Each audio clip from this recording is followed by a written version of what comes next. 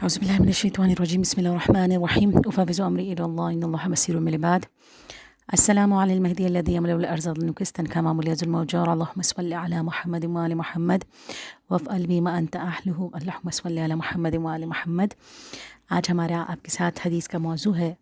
ہمارے چھٹے امام جعفر صادق علیہ السلام کی حدیث ہے.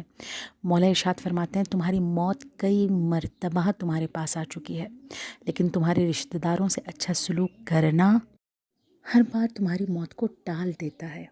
یہاں پر اگر ہم غور کریں، حدیث میں ایک بہت اہم سوال کا جواب دیا جا رہا ہے. اچھا، وہ سوال جو ہم محاورتاً دن میں کئی دفعہ بولتے ہیں یا کئی دفعہ ہماری باتوں میں اس کا ذکر آتا ہے، کون سا؟ ہم کہتے ہیں موت کا وقت اٹل ہے، جو رات قبر میں آنی ہے وہ باہر نہیں ہو سکتی ہے، موت کا وقت معین ہے. دیکھیے ہم کتنی دفعہ ایسا کہتے ہیں. سوال کہ موت کا وقت ٹل سکتا ہے یا نہیں. دیکھیے موت تو اٹل ہے، موت تو آنی ہے، لیکن آیا اس کا وقت آگے پیچھے ہو سکتا ہے یا نہیں ہو سکتا ہے؟ اب امام اس حدیث میں اس بات کا جواب دے رہے ہیں. یعنی خدا نے انسان کے ارادے اور اختیار کا دائرہ اتنا وسیع قرار دیا ہے کہ وہ اپنی موت کے وقت کو آگے بھی کر سکتا ہے اور پیچھے بھی کر سکتا ہے. یعنی آسان الفاظ میں کہیں، وہ موت کو قریب بھی لا سکتا ہے اور موت کے وقت کو ٹال بھی سکتا ہے. اور کچھ اعمال ہیں جو اس کا ذریعہ بن جاتے ہیں، جس میں ایک عمل کی طرف امام اس حدیث میں اشارہ فرما رہے ہیں، وہ ہے صلہ رحم.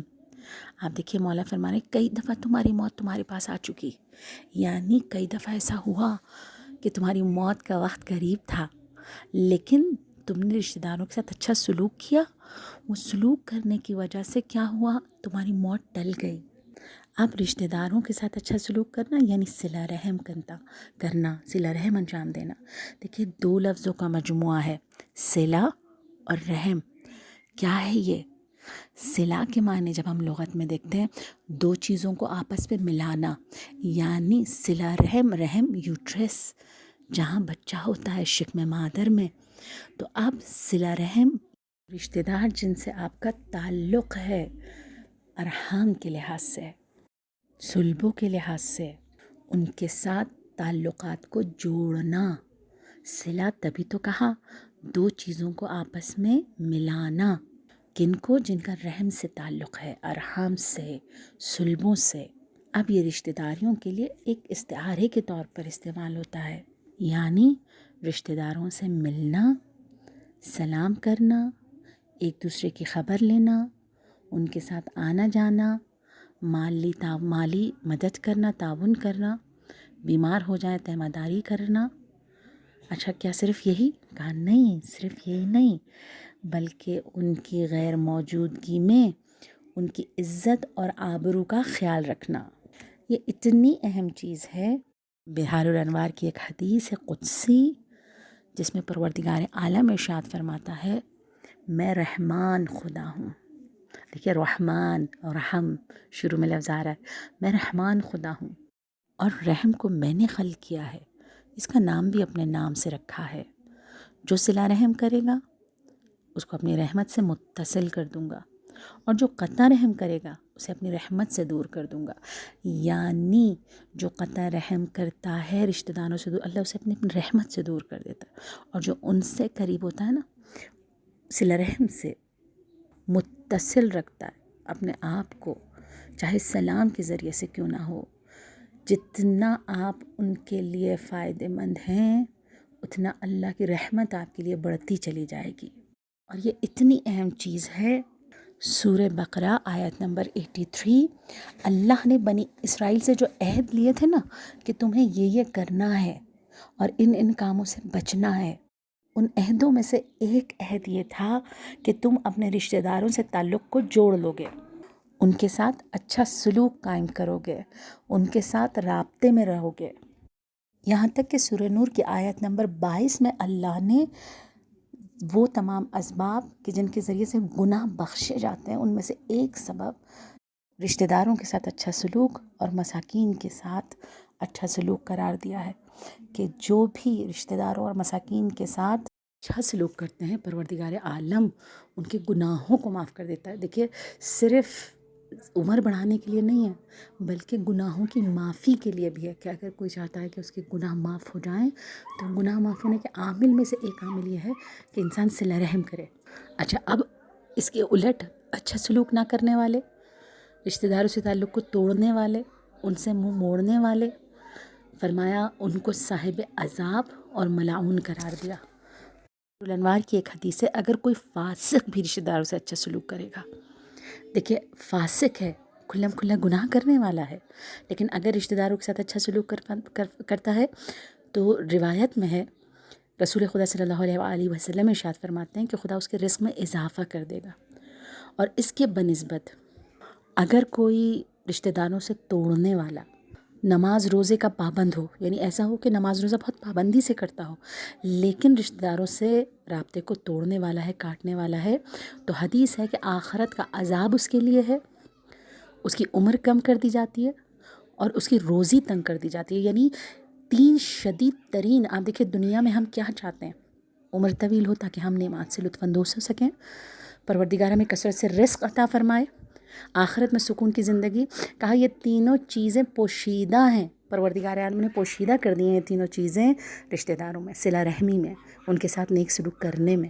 اب دیکھیے سب سے پہلا عذاب اگر ہم دیکھتے ہیں نا دنیا میں کب آیا تھا، تو سب سے پہلا عذاب جو آیا کہتے ہیں قابیل پر سب سے پہلا عذاب آیا تھا، جب قابیل نے حابیل کو قتل کر دیا۔ کہتے ہیں جب وہ بھاگنے لگا تو خدا نے زمین کو حکم دیا کہ اے زمین اس کو پکڑ لے۔ کہتے ہیں زمین نے اس کو پکڑ لیا اور زمین اسے آہستہ آہستہ کر کے نا زمین میں دھسانے لگی۔ کہتے ہیں یہاں پر قابیل نے کہا اے خدا، شیطان نے تیرے حکم کی مخالفت کی، وہ تیرے سامنے آ کے کھڑا ہو گیا، لیکن پروردگار تو نے اس کو صاحب عذاب تو نہیں کیا۔ ندائے قدرت آئی، اس نے بھائی کا قتل تو نہیں کیا تھا، اس نے صلہ رحم سے تو منہ نہیں موڑا تھا۔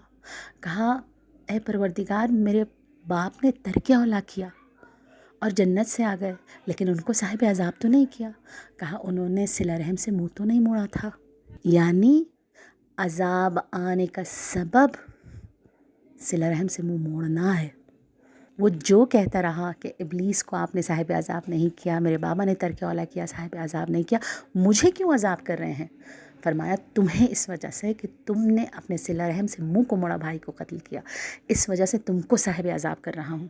تبھی کہتے ہیں ایک شخص گیا، شیخ رجب علی خیاط، اچھا یہ بہت بڑے عرفا میں سے تھے اور ان کی برزخی آنکھ کھلی ہوئی تھی، تو ایک شخص ان کے پاس گیا اور ان سے کہا کہ میرا ہر راستہ بند ہو چکا ہے، میں جو کام کرتا ہوں ایون میں سونے پہ بھی ہاتھ ڈالوں تو وہ مٹی کا ڈھیر ہو جاتا ہے، میرا ہر راستہ بند ہے، مجھے نہیں پتا کہ میرے ساتھ ایسا کیوں ہو رہا ہے۔ شیخ رجب علی خیاط نے کہا کہ اچھا ایک بات بتاؤ، تمہارا کوئی رشتہ دار ایسا ہے جو تم سے شدید ناراض ہے؟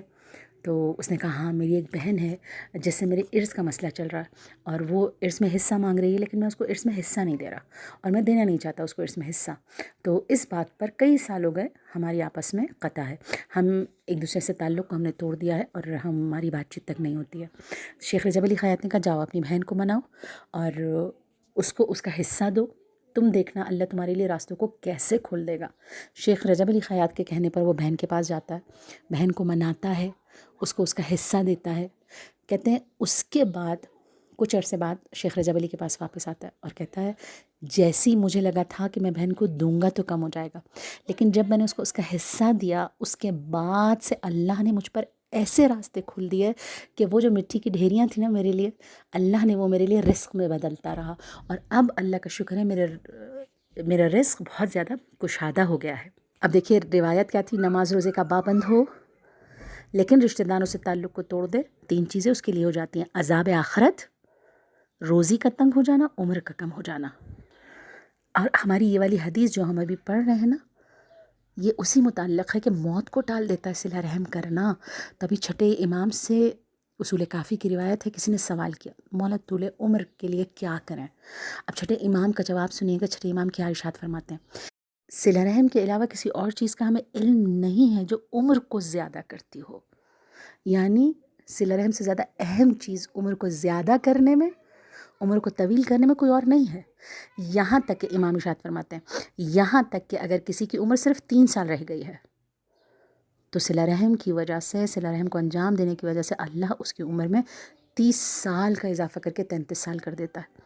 اور اگر کوئی 33 سال عمر ہے لیکن صلہ رحم انجام نہیں دے رہا تو اب صلہ رحم نہ کرنے کے جرم میں پروردگار عالم اس کی 33 سال کی عمر کو 3 سال رکھ دیتا ہے.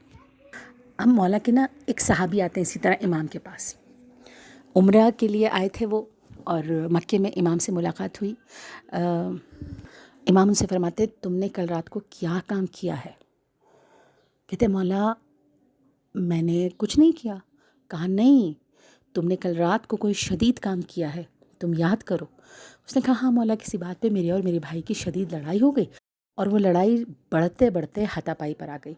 ہم دونوں لڑنے لگے اور مار کٹاس ہو گئی ہم میں، اور ہم نے دونوں نے کہا کہ آج کے بعد میں تمہاری شکل نہیں دیکھوں گا. ہوتا ہے نا جو لڑائی میں ہم اکثر کہتے ہیں آج کے بعد میں تمہاری شکل نہیں دیکھوں گا.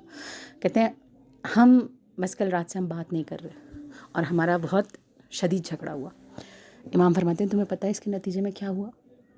کہا عمرے کے بعد وہ لڑائی کے بعد اپنے گھر روانہ ہو گیا، لیکن اللہ نے اس کی اور تمہاری عمر کو قطع کر دیا ہے. اس صلہ رحم کی وجہ سے، بھائی کے ساتھ جھگڑے کی وجہ سے اللہ نے تمہاری عمر کو، تم دونوں کی عمر کو قطع کر دیا ہے. اچھا اب یہ چلے جاتے ہیں، بھائی کا واپسی میں راستے میں انتقال ہو جاتا ہے. یہ دوڑتا ہوا بھائی کے جنازے میں جاتا ہے. اچھا بھائی کی تمام چیزوں میں شرکت کرتا ہے، لیکن اس کی عمر بڑھ جاتی ہے، اس کی عمر قطع نہیں ہوتی. کچھ عرصے بعد امام سے ملاقات ہوتی ہے. مولا سے کہتا ہے مولا آپ نے سچ فرمایا تھا، واپسی کے سفر میں میرے بھائی کا انتقال ہو گیا. مولا لیکن میں ابھی تک زندہ ہوں. مولا کہتے ہیں یہ بتاؤ تم جب راستے میں جا رہے تھے تمہیں راستے میں تمہاری پھوپھی ملی تھی؟ کہتے ہیں ہاں مولا ملی تھی. کہا تمہاری پھوپھی نادار تھی، مجبور تھی، تم نے پھوپھی کی مدد کی، اس کو خوشحال کیا؟ کہا ہاں بالکل ایسے ہی ہوا تھا مولا. کہا کیا تمہاری پھوپھی نے تمہیں دعا دی تھی؟ کہا بالکل ایسا ہوا تھا مولا. کہا اللہ نے وہ صلہ رحم انجام دینے کی وجہ سے تمہیں تو تمہاری عمر بخش دی، لیکن تمہارے بھائی کو ایسا کوئی موقع نہیں ملا کہ وہ صلہ رحم انجام دیتا تو اس کی عمر بھی زیادہ کر دی جاتی. تم نے چونکہ دوبارہ سے صلہ رحم انجام دیا تو اللہ نے تمہاری عمر کو طویل کر دیا. تمہارے بھائی نے درمیان میں کوئی ایسا کام نہیں کیا جس کی وجہ سے اس کی عمر وہیں پر ہی ختم ہو گئی. تو صلہ رحم وہ عنصر ہے جو کہ عمر کو بڑھا دیتا ہے، رزق کو بڑھا دیتا ہے، اور عذاب آخرت سے بھی بچا لیتا ہے. پروردگار سے دعا ہے پروردگار ہمیں صلہ رحم انجام دینے کی توفیق عنایت فرمائے. پروردگار اس نیکی کے ذریعے سے ہمیں عمر، ہمیں رزق اور آخرت کے خیر کو اضافہ کرنے کی توفیق عنایت فرمائے. وصلی اللہ علیہ رسولہ و علیہ الکریم.